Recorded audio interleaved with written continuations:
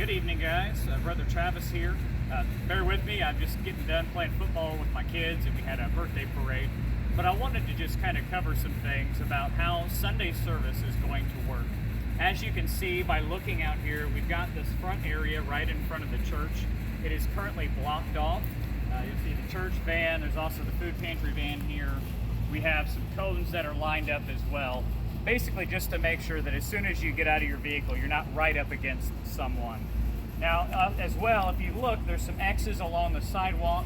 You'll see that these are here. They're spaced about 6 feet apart. That way you know about how far as you're walking up so you can maintain your social distancing.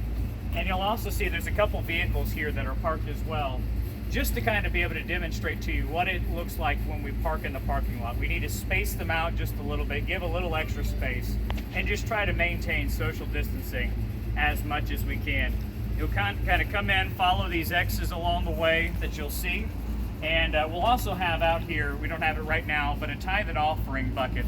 So as you're walking in, you'll be able to maintain that as well.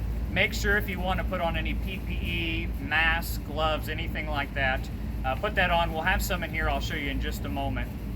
But I want you to know that we don't have masks available, but we do have gloves, hand sanitizer, and things like that. Now, these doors will be open, so you won't have to touch a door or anything. You'll be able to walk directly into these doors, and I'm going to kind of try to walk backwards a little bit so you can see. As you come in, we have actually had a deep cleaning done of the fellowship hall and the sanctuary. We did that knowing that eventually we're going to need to come back together anyway. But as you walk in, we'll have ushers here ready to be able to seat you. Let them do what they need to do. They're going to walk you through along this path that we're headed right now. You'll see there's a table here. We have Kleenexes if you need Kleenexes. There's another tithe and offering bucket here. If you want to just drop it in there, since we're not passing plates, we're not giving out bulletins, things like that. But we've got gloves of different sizes that are available, hand sanitizer if you need it as well. And everything is going to be disinfected and cleaned as we go. You'll notice there are a few cables here. We're going to have these things kind of taped down and cleaned up for you. But that's so that we can actually stream the service downstairs as well. So if we use up the space in the sanctuary, we're actually going to be able to have overflow downstairs as well and still maintain social distancing. So as you walk in the sanctuary, you'll notice some things are different. You'll notice this blue tape that we have here right now. We may change that later on, but the idea that you'll see is we're kind of marking off every other pew. The reason behind this is so that we can maintain our social distancing as best we can, and they're staggered on each side. So this pew here is open, and this one here is open. So it's not just directly lined up on every single side. You will be seated from the front to the back. It's first come, first serve. So at 10 o'clock, those doors will open.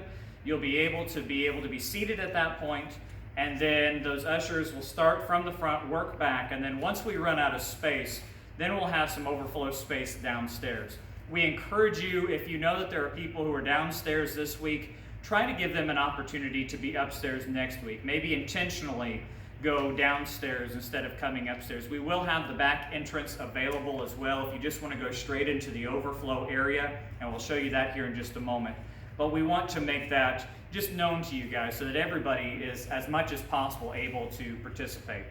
We are intentionally shortening our services. We're using fewer people in the praise team, things of that nature, trying to do as much as we possibly can. Now, we will have a pew on each side that is going to be reserved specifically for if we have guests, first-time visitors, so that they're able to be upstairs as well.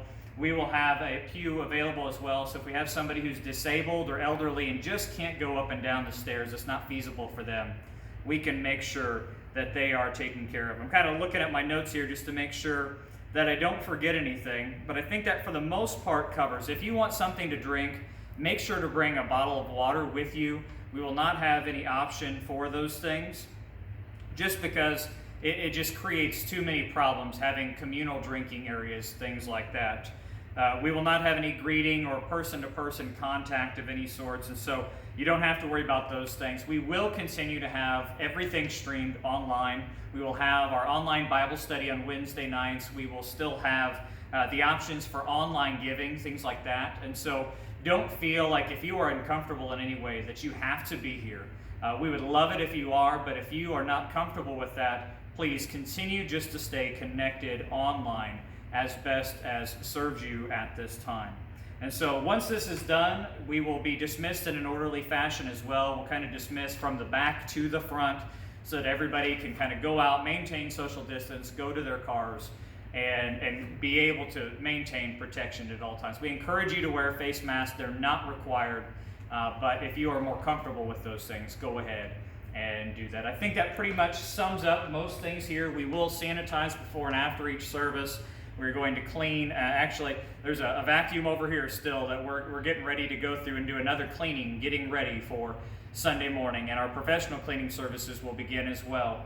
And so just some things just to help give you maybe a little extra comfort level with that. Now we're going to go ahead and head downstairs.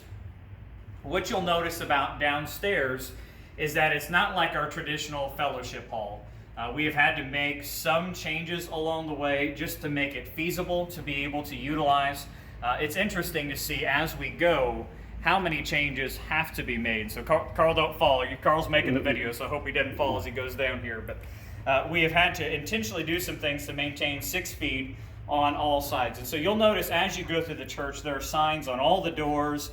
There are signs for the bathroom doors. There'll be signs on the walls just to kind of help remind you of some of the things you need to know. And for instance, when we get downstairs to be able to maintain your distancing, it'll say you need to maintain 4 chairs empty between non-family units. And so upstairs you can have up to 10 people per family in a pew.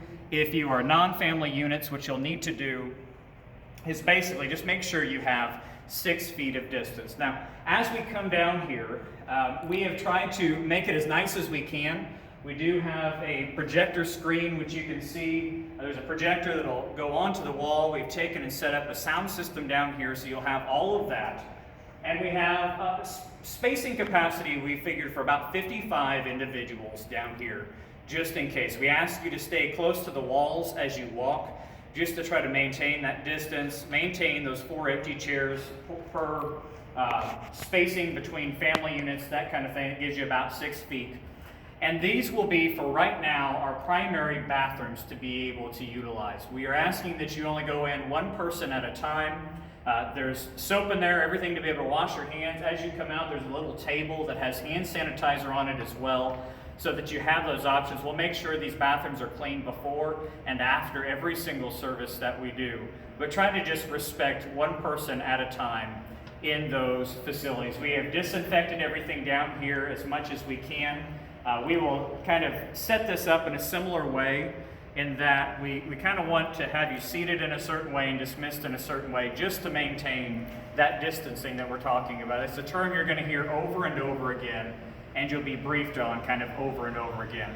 Brother Scott's going to be down here to help us with that, at least for the first probably couple weeks or so, just to be able to get used to those, have a pastoral presence as well. But you can kind of get an idea that there is some opportunities here. So we figure we have at least 78 open seats upstairs, and we've got about 55 down here to be able to utilize, plus praise team, they're going to stay on the stage, and a few other things. So it gives us quite a few options for that. There is a tithe and offering bucket in here if you're coming down to the overflow area, if you want to give to that. We've tried to block off any areas outside of this, however, just to make sure that we're not going into areas, because as soon as we enter in an area, we have to sanitize it, we have to clean it, those type of things. Now this would be essentially the second entrance or second exit, if you will. And you'll see in the tables we have the gloves, offering bucket, hand sanitizer. This has all been sanitized as best we can possibly do. We use all the cleaners that we're supposed to do, all of those things. And so this will be the area, if you come to the back of the church, if you want to come into the overflow area, park towards the back. We'll have a sidewalk outside, which I'm going to go out to in just a moment to be able to show you. But this door will also be open the entire time as well, just to make sure some airflow can happen throughout the building. Now, as we exit the outside, what you'll notice is that the sidewalk, we have some more X's here as well for that social distancing. There's parking space that you can utilize. I actually moved the food pantry truck and the van on purpose to try to give extra parking space here in the back. And so there should be every opportunity to be able to come and worship with us. Just a few frequently asked questions I want to cover with you before we end this video. One thing I want you to know is that we take this very seriously. So for some reason, someone tests positive for COVID-19 and they let us know. We encourage you to let us know. Your information stays confidential. We will, in fact, go ahead and close the church to in-person services for at least 2 weeks to try to encourage everybody to get tested, to make sure we're taking care of people as best we can, not spreading it unnecessarily if there's an opportunity for that to spread.